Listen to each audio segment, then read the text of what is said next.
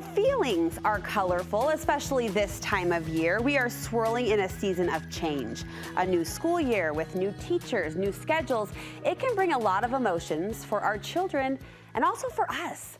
My first guest says it's important to be aware of the emotions and share them through art. Becky Farley is the co-founder of Mindful Art Company and is here to share 2 projects that can help us process our feelings in a creative way. Thank you for being here.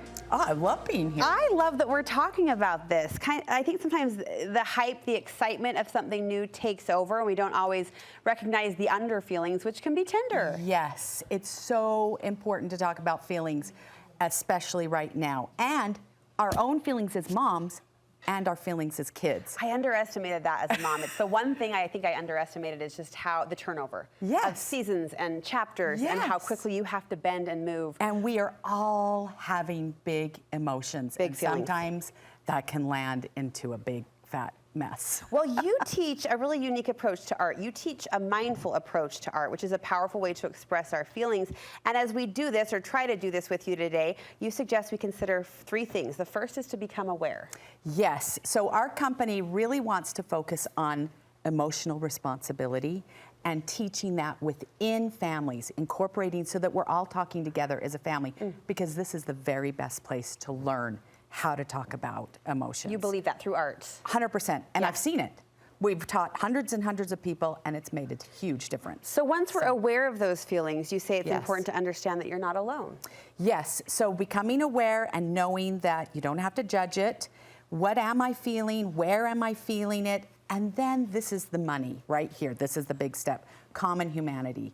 So I know right now, I'm nervous to be on the TV show, along with all of your other guests. So we actually kind of had to talk about it right before. You're already bonded. We're already bonded. Yes. And that's that we want to bond with our kids. So if we're saying, oh, it was a really hard day for me too, my boss was mean, I, spilt the whatever, then your child can come and say, oh, it was hard for me too. There was this kid that was kind of bullying. Yeah.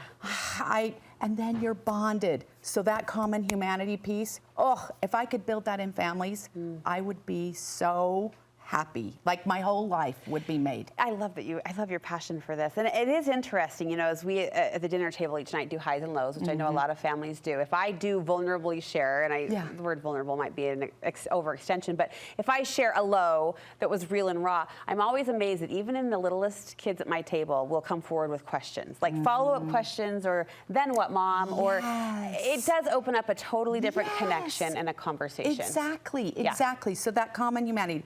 Then the third step is self-kindness.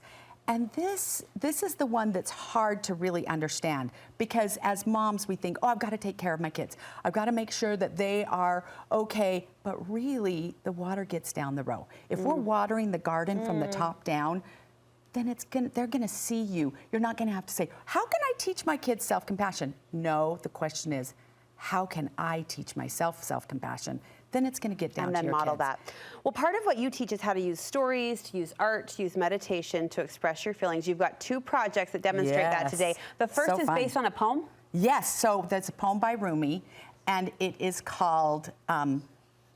is it The Guest House? The Guest House, yes, thank you. You're welcome. House.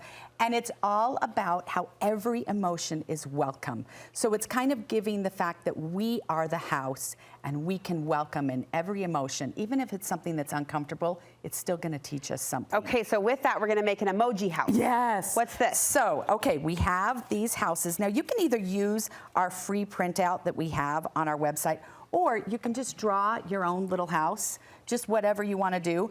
But what we're going to do is, Brooke, I want you to think about an emotion that you have had in the last couple of weeks. Okay. And what color is it? Oh. So I'm just thinking about an emotion that I've had I might choose the black. I'm gonna go. There were some tears at my house this year as kindergartners skipped out the door and then stopped at the door and turned back to give me the I love you, and that's when I really lost it. So we'll go blue. See, in honor of got a whole Lucy. coming on. Now, here's the cool thing. You can either take your big thumb, because it might be a big emotion. Okay.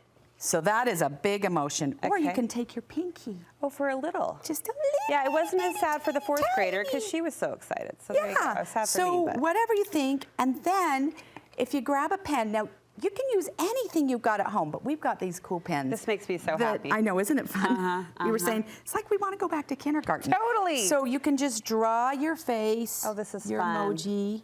This is fun.